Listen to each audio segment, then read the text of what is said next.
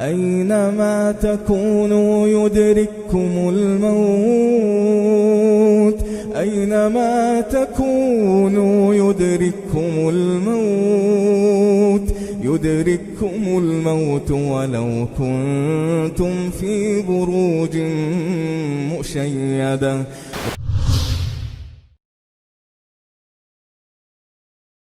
Bismillahirrahmanirrahim. Sebelum kita melepaskan bajunya, terlebih dahulu kita letakkan sehelai kain antara lutut dengan pusarnya, merupakan aurat besarnya, yang mana jumhur ulama kan berpendapat aurat dari pusar dengan paha, walaupun ada khilaf dan masalah itu ya.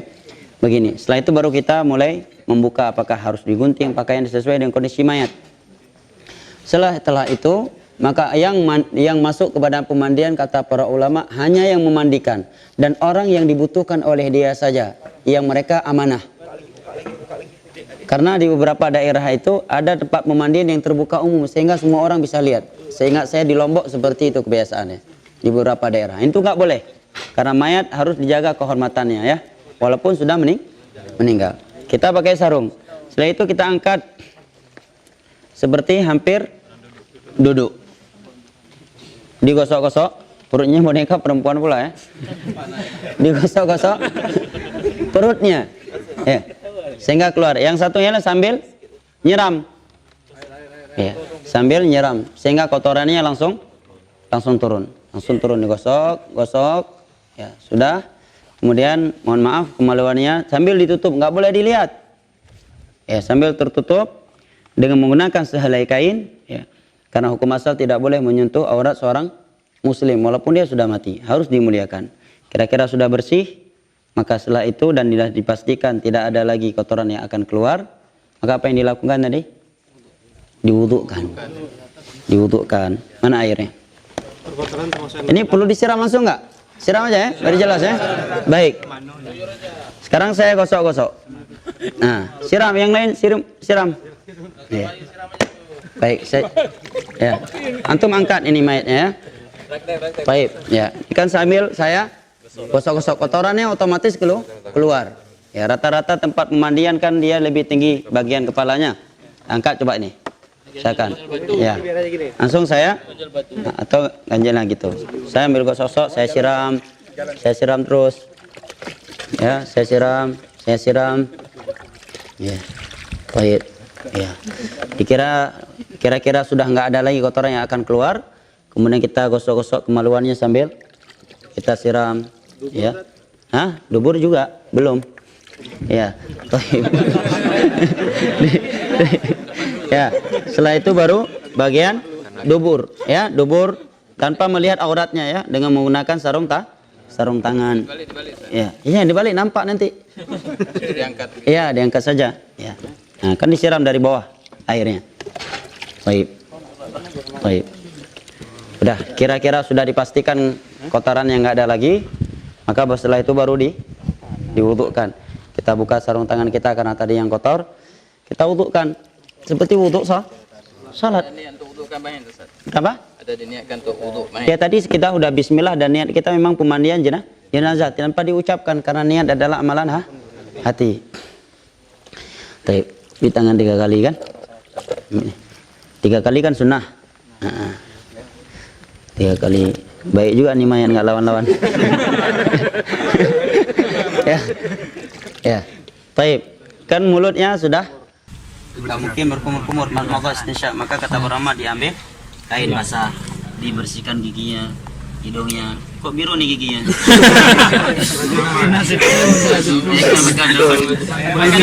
Jamblang. Jenazah ada gigi kawan. Ya nggak boleh disiram ya. Setelah itu seperti itu. Apa lagi? Wajah. Setelah berkumur-kumur nanti setelah kumur-kumur. Wajah. Muka apa wajah? Wajah, bukan muka. Hah? Wajah bukan muka ya. Muka apa bedanya? Baik ya. 3 kali. Sunnahnya kan, wajibnya kan sekali ya. Kenapa? Sekali ambil langsung gini-gini tuh. Ini kan di situ pentingnya ada yang jazakallah. Imam Nawawi menyebutkan bahwa dihitung sekali dalam berwudu adalah dengan al-isti'an, sempurna anggota tubuh tersebut. Misalkan begini nih. Baik. Ini belum kena tadi kan? Saya sekali lagi ini. Ini dihitung sekali bukan 2 kali. Dihitung sekali dengan sempurna. Nah, sempurna. Nah, baru dihitung sekali, ini udah 2 kali. Tapi kalau terkadang kan ada orang jual cuci kaki begini. Sekali di ujung ini, sekali di sini, sekali di sini, dia kira 3 kali. Jelas ya? Nah, kata Imam Nawawi sekali itu bil isti'ab. Seluruh anggota wudhu tersebut telah basah. Itu baru dihitung sekali. Bukan dengan berapa kali dia menyiram. Jelas ya? Jelas. Baik. Setelah itu kita wudhukan. Nah, kalau yang berjenggot di celah-celah gitu juga nggak sah? Ya, jenggot di celah-celah itu masuk ke dalam pembahasan wudhu. Ketika bagi orang yang berjenggot, kalau jenggotnya lebat. Baik. Dan apakah kukunya dipotong? Sebagian ulama berpendapat tidak dipotong, bahkan ada yang menganggapnya beda. Mungkin juga rambut ketiaknya ya. Adapun kumis maka dicukur karena itu yang gampang. Adapun jenggot jangan dicukur. Di giginya itu ada gigi palsu atau gigi Tidak ada. Wajib walaupun ada ya gigi yang emas atau perak. Nah, karena khawatir masuk ke dalam basah bagian. Kena keumuman hadis Nabi kasru aqmil mayyit ka kasri hayya. Mematahkan tulang mayat itu sama hukumnya seperti mematahkan tulang dia ketika masih hidup. dibiarkan. Emasnya enggak. Ya kalau emasnya bisa menyebabkan patah tulang dan emasnya terlalu besar, ya lebih baik. Khawatir kena hadis tadi, jadi emasnya besar menjadi warisan cukup untuk beli inovasi.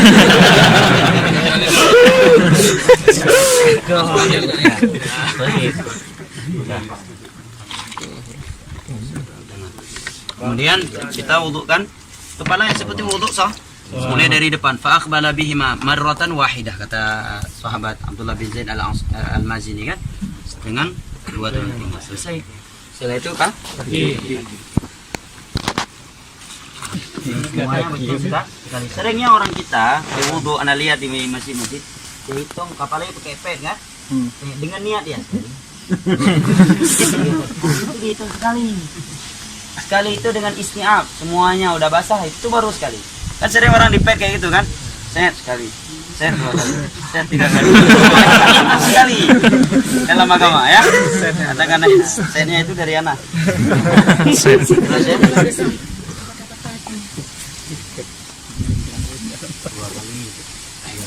Saya wudhu, diapain? Siram. Dimandiin, salah-salahkan dulu, menyuruh sebanyak 3 kah? 3 kali. 3 kali. 3 kali.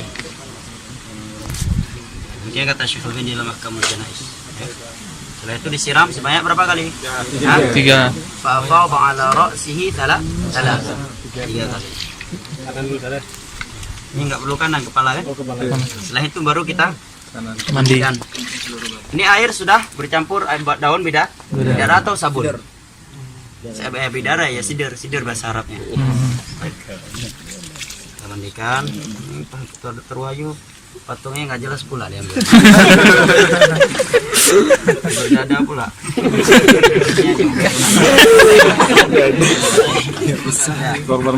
Korban mutilasi. Ini belum dihitung sekali ya, belum. Kita balik. Bantu kan nggak mungkin anda mandikan sendiri. Pelan-pelan.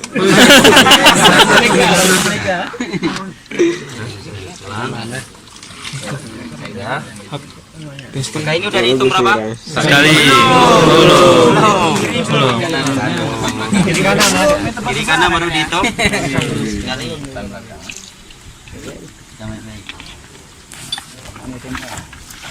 Hitungannya bukan dengan gayung ya. Bil isti'ab. Balik. Pelan-pelan lumayan nih.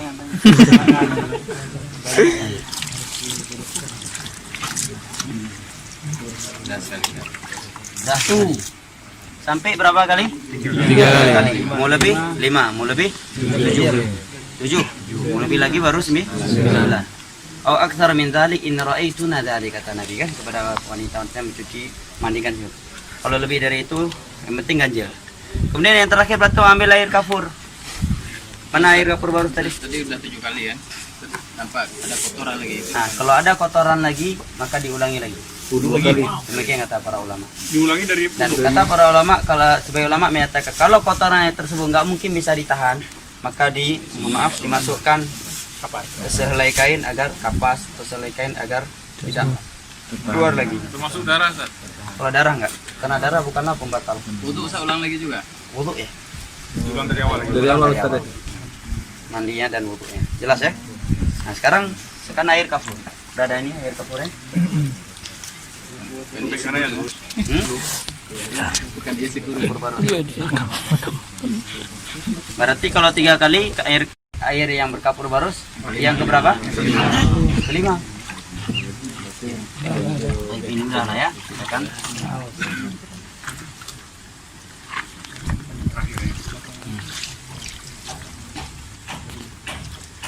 Tahu nih apa filosofnya Dokter Wahyu ngambil patung yang perempuan nih? Filosofnya adanya ini. Nih. Waduh. Nah lagi ya. Pembahasan luar biasa. Awalnya yang mati ya Ustaz. Baik. Jadi apa bedanya mandi junub? Gak ada bedanya. Cuma bedanya apa? Kain kafur. Kemudian kita bersihkan kotoran-kotorannya. Semua mandi syar'i semua sama bentuknya. Mandi Jumat, mandi junub, mandi jenazah. Cuma karena kita terkadang di masyarakat dibuat mindset kan mandi jenazah ini kalau bukan ustadz besar, Pak Kiai, tuku besar, harus ada bunga ini, bunga itu.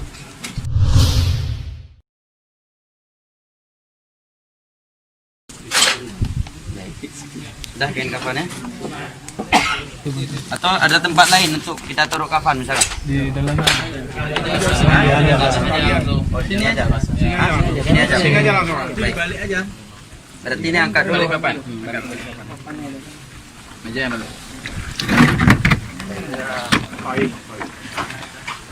bantu Ustaz. Pegang tadi ya. Bantu Ustaz. Biar mudah bagaimana?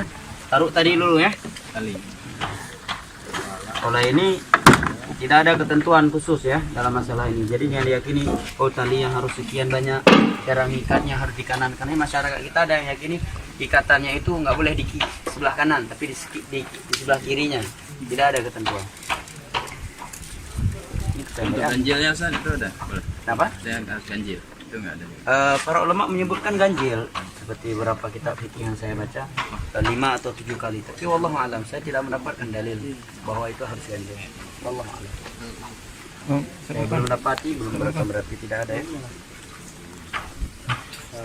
Bantu pegang itu. Dikeringkan, basah-basah gini. Ya dikeringkan. Patung. Bantu pegang. Kita turunkan kafan dulu. Baik. Dikeringkan. Sebagaimana ketika putri Nabi meninggal kan Nabi mengasih satu kain. Para ulama menyebutkan di antara hikmah untuk dikeringkan. Boleh dari potong-potong. Baik.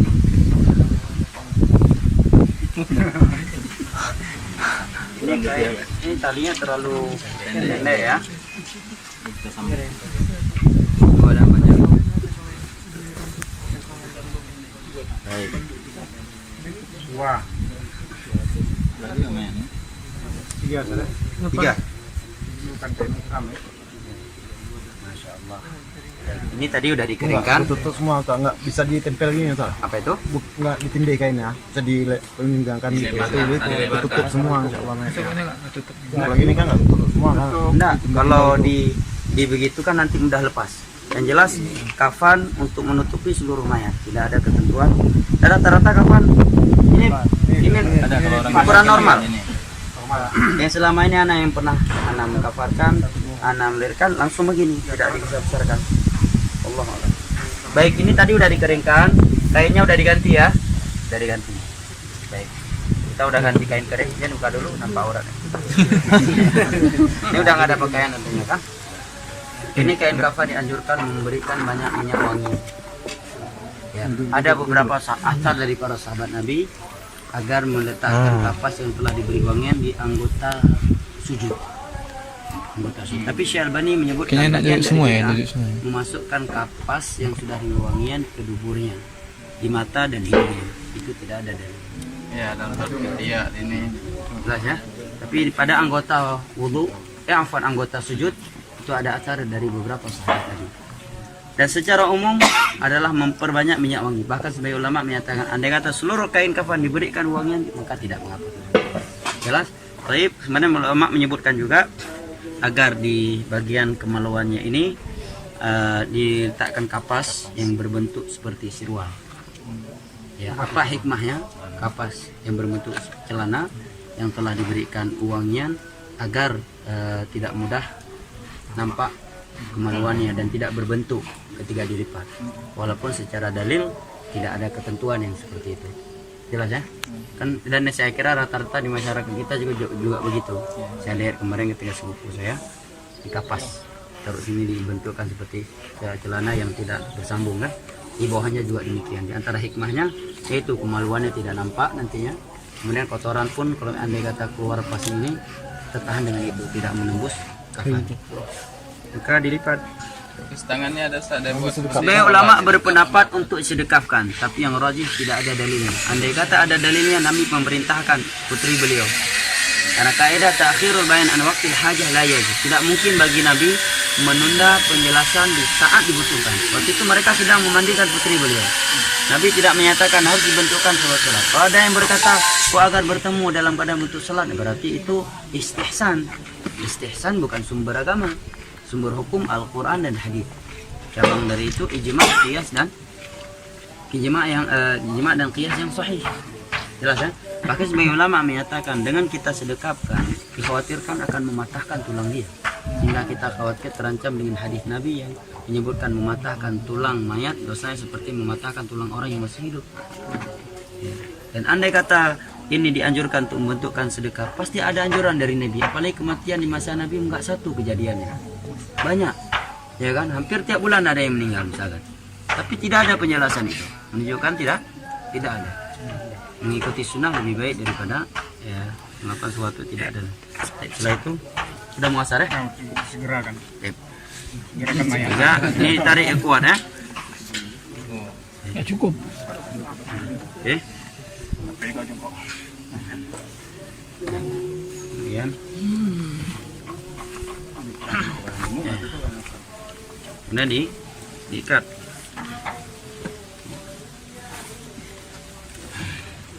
Ya, ikatnya nggak mesti harus di kanan atau di kiri. Sebagai masyarakat kita ada mitos, harus di sini, nggak boleh di kanan, nggak boleh di kiri. Yang jelas agar mayat tidak terlepas, itu saja.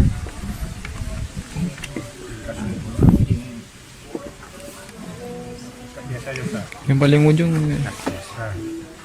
Jadi usahakan kalau kafannya panjang, kata penama agar jadikan bagian kepala lebih banyak. Apa dalilnya kira-kira? Secara khusus saya sendiri belum pernah dapat dalilnya. Mungkin dalilnya bisa dijadikan dalil kejadian Mus'ab bin Umair tadi. Kemudian Nabi mengutamakan bagian kepala dari bagian kaki ya. Diikat. Ada juga yang lagi buat kayak sorban gitu. Ya, tidak ada dalil. Bahkan hadis Aisyah Nabi beliau menyatakan laisa fihi qamisun wala imamah. Nabi dipakai dikafankan tanpa gamis pakaian, tanpa imamah. Ya, dengan 3 lembaran pakaian yang suhuliyah kata Aisyah radhiyallahu anha. Baik. Ini dikasih wangian tadi ya. Jalannya ada wawangian. Jadi anggota sujudnya diberikan kapas-kapas yang telah diberikan wangian. Bahkan sebagian ulama menyatakan andai kata di seluruh kain kafan langsung diberikan wangian, minyak wangi, maka juga tidak mengapa. Karena untuk memuliakan. Setelah ini diangkat mayat.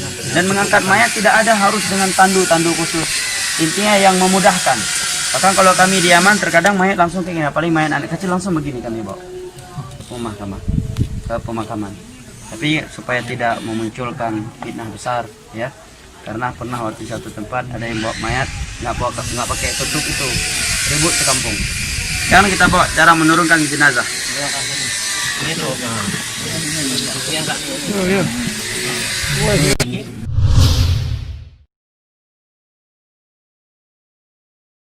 Sana ada orang turun berapa orang? Duduk dari kaki kuburan. Bismillah wa ala millati Rasulillah sallallahu alaihi wasallam. Terserah mau jongkok berdiri. Baik. Kebalik juga. Kebalik juga. Mayatnya dihadapkan ke arah kiblat. Kebalik juga. Diarahkan ke kiblat. Itu kiblatnya. Kiblatnya sana mereng, sana mereng. Karena ada. Taruhlah ke sana ya kiblatnya, ke sana.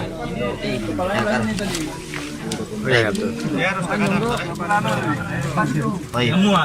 Tidak ada ketentuan anak korban yang pertama kali melempar, tidak ada. Yang dianjurkan seluruh yang ikut ini dianjurkan untuk melemparkan sebanyak 3 kali lemparan. Maka lebih afdal tadi apa? Lahat. Lahat kan langsung kita masukkan ke dalam. Begitu kita masukkan, misalkan kalau lahat, maaf ya. Lahat kan di sini kita buat. Di dalam ini kan kita buat lubang. Begitu kita masukkan mayat langsung ke dalam ya. Kemudian kita letakkan bulatan tanah di belakangnya, kita bisa langsung narik dengan cepat sehingga tidak mengenai mayat. Boleh syik, boleh lahat, cuma lebih afdal lahat. Apa dalilnya lebih afdal lahat? Nabi yang menyatakan lahat untuk kita, syik untuk selain kita. Kemudian mayoritas mayat di masa Nabi menggunakan lahat bukan syik. Jelas ya? Ya, maka lahat lebih afdal. Maka sambil ini ada satu yang sambil duduk dengan jamaah yang lain atau yang sebagian yang berdiri berceramah mengingatkan akan kematian. Begitu selesai, maka satunya mengingatkan berdiri untuk mendoakan si mayat. Nabi menyatakan selalu tidak ada. Ya.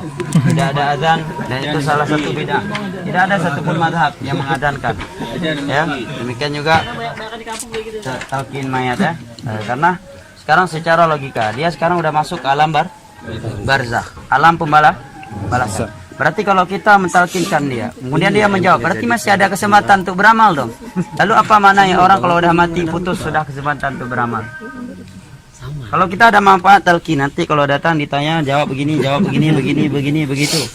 Kalau sempat dia jawab, oh ya, langsung lari. Yang talqin pun hilang dia, ya kan? Berarti timbul pertanyaan, berarti bermanfaat dong. Berarti ada kesempatan untuk bertobat setelah kematian. Padahal Nabi menyatakan kalau mayat roh sudah sampai ke rongkongan, pintu tobat sudah tertutup.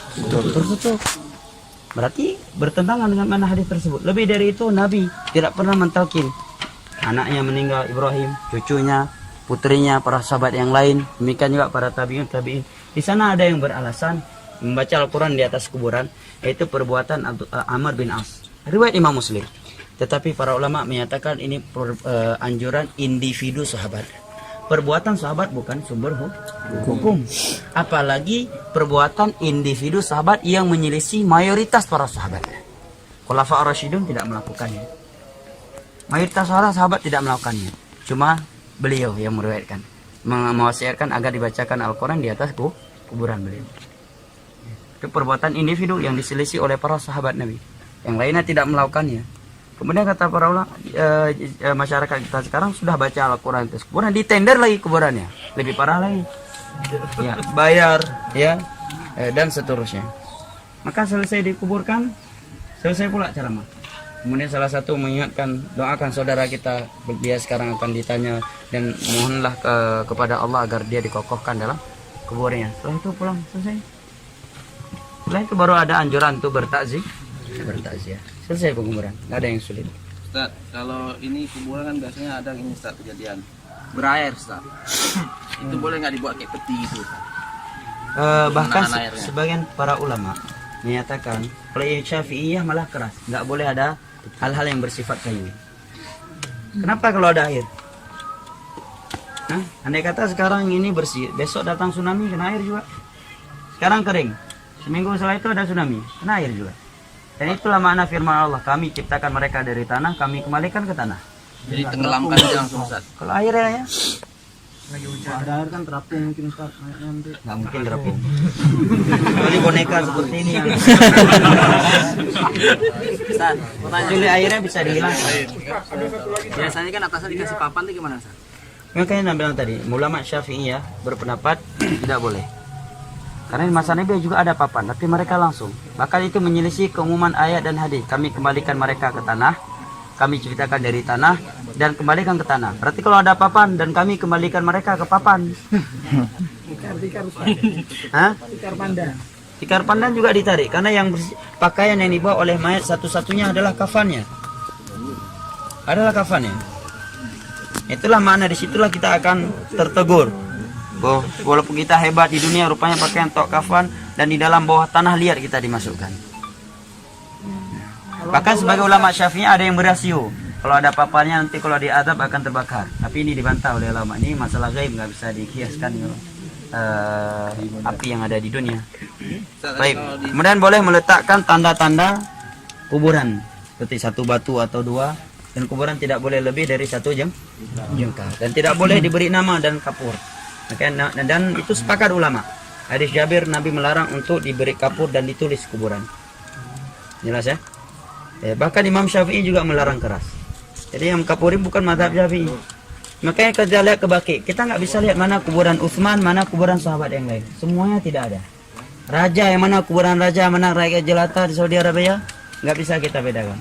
Nggak ada namanya. Dan apa hikmahnya? Banyak diantaranya. Kalau sempat ditulis nama, kalau ada sebuah kuburan yang orang anggap dia wali, habis sudah. Jadikan sumber kesyirikan. Wah, ini kuburan. Tapi Syiah anehnya, mereka kalau di Baqi udah ada buku petunjuk di mana Ali, di mana sahabat ini, sahabat itu yang menurut mereka ada ini kelebihan dan seterusnya. Ustaz, tadi kan nggak boleh ada kayu, Ustaz. Itu kalau kita masukkan ke sini kan biasanya ada orang-orang taruh kayu gini, Ustaz. Kenapa nggak dengan tanah saja? Itu nggak boleh juga berarti, Ustaz ya? Kalau dikatakan nggak boleh, ya nggak ada larangan. Tapi kalau dia menggunakan kayu, ya. Kemudian ada pertanyaan, kenapa nggak langsung tanah? Kenapa nggak tanah langsung? Ini lah tanah. Walaupun ada kayu, nanti dia terjepit nggak dengan tanah? Terjepit juga. Terjepit juga. Dari tanah ke tanah dan ke tanah. Mazhab Syafi'i dalam mazhab Syarah Muhadzab, ulama keras menyatakan tidak boleh dimasukkan kayu. Tapi kalau mereka memasukkan tanpa ada keyakinan tertentu, ya di sini kan nggak masuk beda, karena mereka tidak mengkaitkannya dengan nilai-nilai agama. Jadi masalahnya kalau mereka kaitkan kayu-kayu tersebut dengan nilai-nilai agama, ini membutuhkan dalil karena sudah berkaitan dengan keyakinan. Tapi kalau sekedar dia biar nggak terbalik, ya boleh-boleh saja. Sudah setelah penuh tanah boleh dinyanyi Ustaz atau rapikan? Ya, tidak mengapa untuk dikeraskan. Langsung sekalian aja tanahnya. Sekalian ya, dua-dua ini dikuburkan. Sudah selesai kan? Ustaz, dalam kuburannya berapa, Ustaz? Dalam kuburannya? Kedalaman Quran para ulama menyatakan al-a'maq. Sedalam-dalamnya dengan standar kira-kira binatang buas tidak akan bisa mengoreksinya. Kalau sekarang bukan sekadar binatang buas, ada orang-orang yang mencari ilmu gaib untuk dan di antara bid'ah para ulama sebutkan adalah menjaga kuburan satu malam pertama. Tetapi untuk sementara sekarang ini, kalau kita tahu di sebuah tempat ada dukun-dukun jahat, dia akan mengorek mayat untuk ilmu dia, maka kita jaga bukan karena meyakini ada anjuran menjaga, maka tidak mengapa, tidak masuk ke dalam kebid'ahan yang disebutkan oleh Syekh Al-Albani dalam Ahkamul Janaiz. Karena beberapa daerah ada ilmu, bahkan di Yaman pernah kejadian di Aden, kuburan seorang wanita dikorek kembali dan mohon maaf diperkosa dia. Ya udah mati karena emang dia wanita yang sangat cantik di kota Aden itu. Dari cerita saya nggak lihat kasusnya, saya diceritain oleh Ahmad At-Tabaki, salah satu guru anak orang kota Aden, Yaman. Ini memberikan fitnah wanita itu sangat bahaya kan? Kenapa orang tahu dia cantik? Karena dulu nggak nutup aurat. Coba kalau ketika dia hidup pakai cadar, kan orang nggak tahu. Ya, menunjukkan penjagaan Allah kepada wanita yang menjaga aurat dia. Diperkosa dia. Padahal udah mayat. Nauzubillah min dzalik. Nah. Kalau di bawah itu misalnya ada binatang berbisa, kita nuruninya pakai tambang gitu boleh? Tidak mengapa, selama kita tidak meyakini hal-hal tertentu kan. Ya, tapi kalau binatang buas dipukul dulu, diusir dulu. Bahkan Nabi menyatakan uqtulul aswadaini fi shalah. Bunuh kalajengking dan ular walaupun kalian sedang sholat, apalagi di luar sholat. Dalam sholat disuruh bunuh mana? Walaupun kata Imam Syafi'i ketika kita ingin mengambil kayu membunuh ular, kita sudah menghadap ke selain kiblat, kita nggak perlu membatalkan sholat. Tetap saja kita lanjutkan sholat tersebut. Mana kiblatnya? Kenapa? Kalau dengan menurunkan tali itu apa talinya? Kadang-kadang ada kejadian talinya juga dikuburkan, Ustaz. Ya kalau mereka kuburkan karena memang sulit untuk ditarik lagi, bukan karena ada keyakinan tertentu, ya nggak masalah. Bid'ah itu kan dia melakukan sesuatu yang baru, menyamai perbuatan agama dengan niat dia beribadah dengan itu. Ini yang menjadi bid'ah. Tapi kalau dia turunkan tali bukan karena anda anggapan ini sesuatu yang disyariatkan, tapi karena untuk memudahkan ya tidak mengapa. Tapi yang sunnah kan turun, Nabi kan ikut turun langsung ke bawah. Katanya buka seperti Ustaz. Sebagai ulama menyebutkan dibuka ikatannya, walaupun benangnya nggak ditarik. Tapi kalau kita melihat kepada hadis tadi, tidak ada anjuran untuk melepaskan. Wallahu a'lam. Tidak ada. Keumuman, kalau kita melihat keumuman hadis, tidak ada dibuka tali pocongnya. Dan itu mitos ya, masyarakat kita kalau nggak buka tali pocong jadi pocong katanya. Itu mitos. Tapi ada beberapa ulama menasihati kalau memang nggak dibuka jadi fitnah besar, ya maka dibuka saja, karena kita membukanya bukan karena ada anggapan syariat, dan membukanya pun tidak ada larangan. Nah, Tadi kan ada apa? Misalnya kita ke Baki kan nggak ada papan nama gitu Ustaz kan? Berarti kita nggak disunahkan untuk ziarah kubur khusus untuk kubur misalnya orang tua kita gitu Ustaz. enggak, bukan begitu pemahamannya. Kita kan bisa tahu di mana kuburan orang tua kita. Nabi menziarahi kuburan. Nabi juga diizinkan untuk menziarahi kuburan orang tuanya, tapi dilarang untuk meminta ampunan kepada kedua orang tuanya. Dia juga kan tahu. Kirim doa nggak sampai itu. Hah? Kirim doa nggak sampai. Karena sampai. Kalau nggak ada apa maknanya firman Allah Rabbighfirlah warhamhuma kama rabbayani shaghira. Apa maknanya kita sholat jenazah kalau nggak sampai doa untuk orang meninggal? Cuma ini kali oleh ulama doa-doa yang dengan cara-cara bid'ah, kumpul di hari-hari tertentu, di malam-malam tertentu khusus dikirim. Ini yang dikari oleh ulama. Sama dia. Ya, dan semisal dengan daerah yang lain. Ustaz, biasa kan kuburan zaman sekarang kan ada dibangun kayak keramik di atas kuburan itu kan. Itu apa boleh Ustaz? Tidak boleh, akhi. Nabi memerintahkan Ali bin Abi Thalib menyatakan Allah tada'a timsalan illa sawaita wala qabran musyrifan illa sawaita. Wahai Ali, kalau kamu dapatkan patung yang disuruh hancurkan, ya kalau engkau mendapatkan kuburan yang ditinggikan, ratakan. Ya tidak boleh lebih dari 1 jengkal. Ya, itu bukan bentuk kita memuliakan dia, merendahkan dia, bahkan itu bentuk memuliakan dia.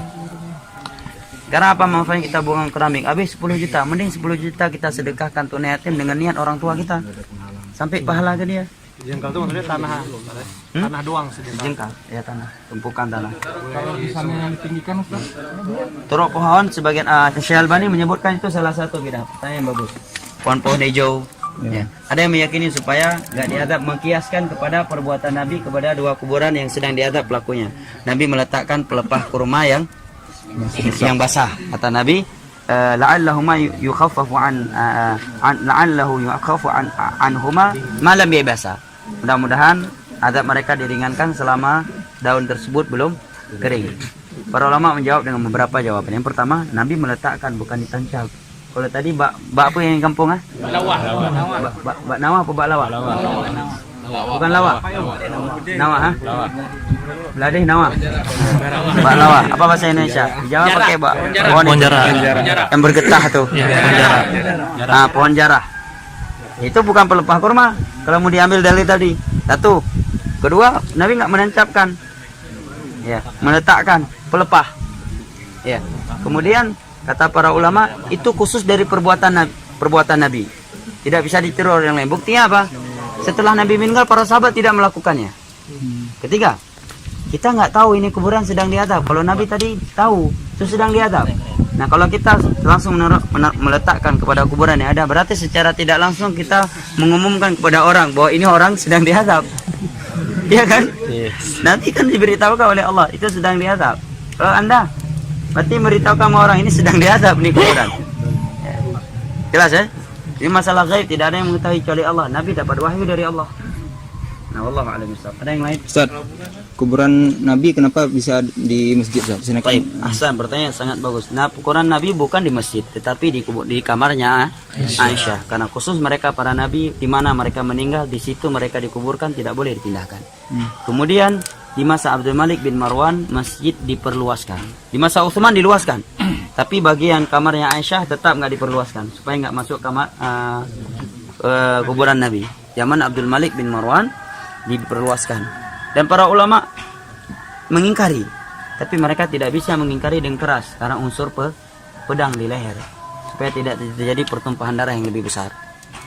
Tetapi setelah dimasukkan, mereka buat tembok yang bersegi 3 sehingga orang tidak bisa menghadap ke situ. Sampai sekarang masjid Nabi orang nggak bisa menghadap ke masjid, ke kuburan Nabi. Ya, sudah ditembok sangat besar segitiga yang dia tidak bisa menghadap ke situ. Dan kuburan Nabi pun sudah sangat dalam sekarang dengan perubahan tanah yang sudah beratusan tahun kan. Nah, kedua, jangan jadikan dalil, berarti kalau demikian sekarang kalau ada masjid ada di dalamnya kuburan, yang sebelumnya kuburan itu tidak ada di dalam masjid kemudian diperluaskan sehingga dia masuk ke dalam masjid, berarti boleh dong sholat di situ seperti kuburannya Nabi? Kita jawab nggak bisa dikiaskan. Pertama, Masjid Nabawi punya nilai khusus, kuburan Nabi punya nilai khusus. Adapun di selain itu, maka mana yang lebih terakhir itu dihancurkan. Kalau masjid yang terakhir datang masjid dirobohkan kemudian dibiarkan kuburan, tapi kalau kuburan yang terakhir maka kuburan yang dipindahkan, masjid dibiarkan. Kenapa? Tabur bunga tasyabuh dengan orang-orang kafir. Siram-siram air juga demikian, tasyabuh dengan orang kafir. Tak apa disiram air, apa dia perlu mandi lagi? Biar enggak disiksa. Insyaallah. Ya, Kalau selesai ini berdoanya marah kiblat semua nggak? tidak ada anjuran. Kalau orang yang salah, Hah? kalau ada orang yang salah. Nah, ahsan, masya Allah. Bagi datang. Terakhir, bagi orang-orang yang tidak dapat sholat tadi, boleh datang sholat tapi nggak berdiri di atas kuburan, di sampingnya, ya sholat. Karena nggak ada ruku dan sujud di situ. Yang pertama. Kedua, ada dalil yang Nabi melakukan yang ketika ada seorang wanita yang hitam pekat meninggal tidak diberitahukan kepada Nabi, kemudian Nabi menanyakan di mana kuburannya. Hadis riwayat Imam Muslim dari Abu Hurairah. Sholat di kuburannya. Boleh juga Anda berjamaah. Ya, jelas ya. Berapa kali sujud sholat jenazah di kuburan? Nah, tidak ada sujudnya, ya. Barakallahu fiik. Saya kira sampai di sini ya. Allahu a'lam bishawab.